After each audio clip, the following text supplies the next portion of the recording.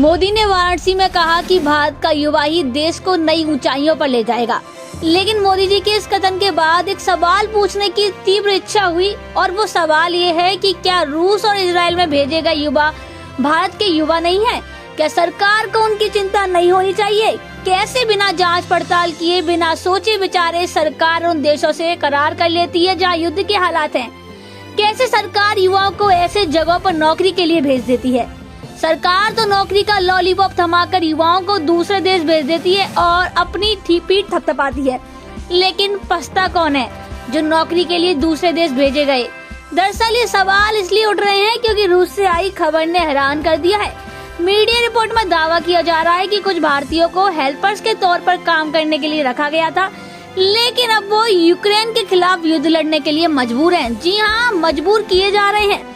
फंसे मजदूरों में ज्यादातर लोग तेलंगाना, कर्नाटक, उत्तर प्रदेश, गुजरात, पंजाब और जम्मू कश्मीर के हैं। इन राज्यों के 12 भारतीय युवक रूस में फंस गए हैं। उन्हें नौकरी और मोटी तनख्वाह का झांसा देकर कुछ एजेंट दिसंबर 2023 यानी पिछले साल रूस ले गए थे, लेकिन उनके साथ तो धोखा हो गया और उन्हें रूस यूक्रेन सीमा पर युद्ध क्षेत्र में ले जाया गया। जी हाँ, जरा सोचिए कि अगर देश में इतनी बेरोजगारी नहीं होती तो हमारे देश के युवाओं को नौकरी के लालच में दूसरे देश जाना पड़ता क्या?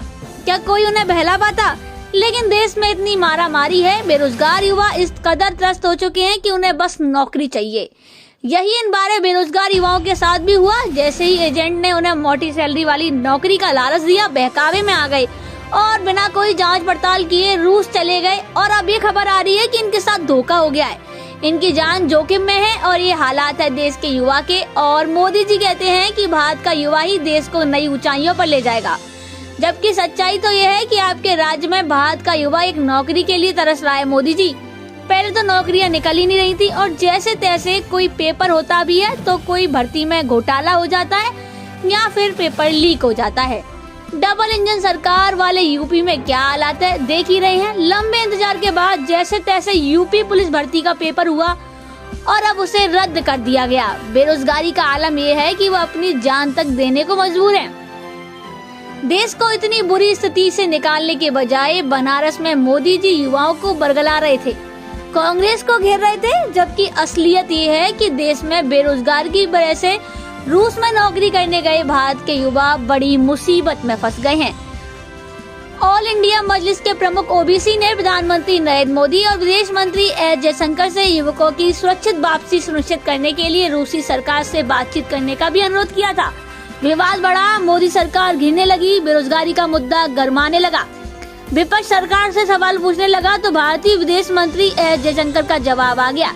भारतीय विदेश मंत्रालय ने बयान जारी करते हुए कहा कि रूस में फंसे नागरिक की शीघ्र रिहाई के लिए भारतीय दूतावास संबंधित रूसी अधिकारी से लगातार संपर्क में है। अब भारतीय युवा वापस कब आ पाएंगे, इस पर सभी की निगाहें टिकी हुई हैं। लेकिन ये कोई पहला मामला तो नहीं है। सरकार पर तो इजराइल के साथ करार करने पर भी सवाल उठे थे। आपको याद होगा दिसंबर 2023 में भारत में इजराइल के लिए भर्तियां निकली थी। विपक्ष ने यहाँ तक आरोप लगाया था कि केंद्र सरकार इस भर्ती के लिए उन सारे नियमों को ताक पर रख रही है जिसके तहत संघर्ष वाली जगहों पर नौकरी के लिए जाने वाले भारतीय कामगारों को सुरक्षा मिलती है। लेकिन दस्तावेजों में इस बात को लेकर भी कोई जिक्र नहीं था। कुछ रिपोर्ट में तो ये भी दावा किया गया था कि किन कामगारों को इजराइल जाना होगा उनको विदेश मंत्रालय की वेबसाइट ई-माइग्रेट पर रजिस्टर करने की भी जरूरत नहीं होगी। सरकार के कई मंत्री और एजेंसियों ने इन कामगारों की सलामती और सुरक्षा का जिम्मा उठाने से भी इनकार कर दिया था।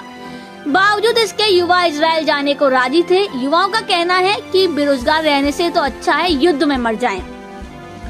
अभी तक आपने ये सुना होगा कि अच्छी सैलरी, अच्छी अपॉर्चुनिटी, तरक्की के लिए लोग दूसरे देशों में नौकरी करने के लिए जाते हैं जहां भारत से अच्छी सुविधा मिल रही हो। लेकिन बेरोजगारी इस कदर है और हालात ये हो गए हैं कि कुछ लोग सिर्फ नौकरी के लिए अपनी जान जोखिम में डालकर ऐसे देश में नौकरी करने के लिए तैयार हैं जहां किसी भी पल उनकी जान जा सकती है। आपको याद भी होगा हमास के हमले में इसी तरह काम करने वाली एक भारतीय महिला घायल भी हुई थी। तब भी युवा ऐसी जगहों पर जाने को राजी बैठे हैं क्योंकि उन्हें सिर्फ नौकरी चाहिए। पहले इजराइल जाने के लिए युवाओं की भीड़ देखकर विपक्ष ने मोदी सरकार को घेरा था और अब जब रूस में फंसे भारतीय युवाओं की खबर आ रही है तो एक बार फिर विपक्ष मोदी सरकार पर हमलावर है। विपक्ष का कहना है कि आज देश का युवा जिस भी हालात में है उसकी जिम्मेदार सिर्फ और सिर्फ मोदी सरकार। देश में युवाओं के पास अच्छे अवसर नहीं है, इन सब का जिम्मेदार मोदी सरकार है। इसलिए युवा सिर्फ नौकरी के लिए कहीं भी जाने को राजी है, ये जानते हुए भी कि वहाँ उनकी जान खतरे में पड़ सकती है।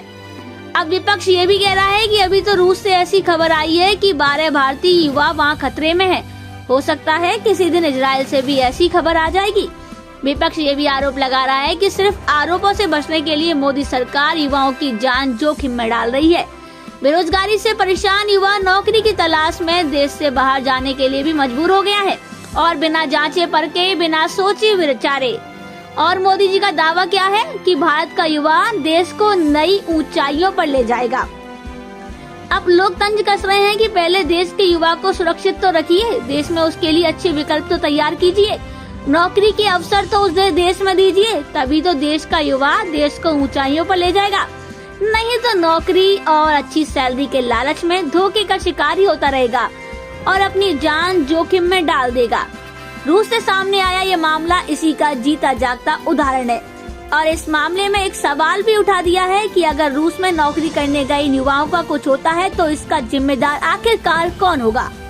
जैसा आपने कहा है कि हमारे देश के 12 के करीब लड़के जिनको धोखा देकर, नौकरी का धोखा देकर इनको रशिया लेकर गए और वहाँ पर एजेंट्स ने इनको कहा कि सिक्योरिटी में काम करना है, बिल्डिंग की सिक्योरिटी में, और उसके बाद इनको धोखा देकर ले जाकर वॉर फ्रंट पर रशिया यूक्रेन की जहाँ जंग हो रही है वहाँ पर इनको लेकर चले गए। तो हमारे साथ देखते रहिए फाइट अगेंस्ट क्रिमिनल चैनल और पढ़ते रहिए fight against criminal daily newspaper. आज की खबर में बस इतना ही। वीडियो को लाइक करें और चैनल को सब्सक्राइब कर लें जिससे आने वाली वीडियो की नोटिफिकेशन आपको मिलती रहे।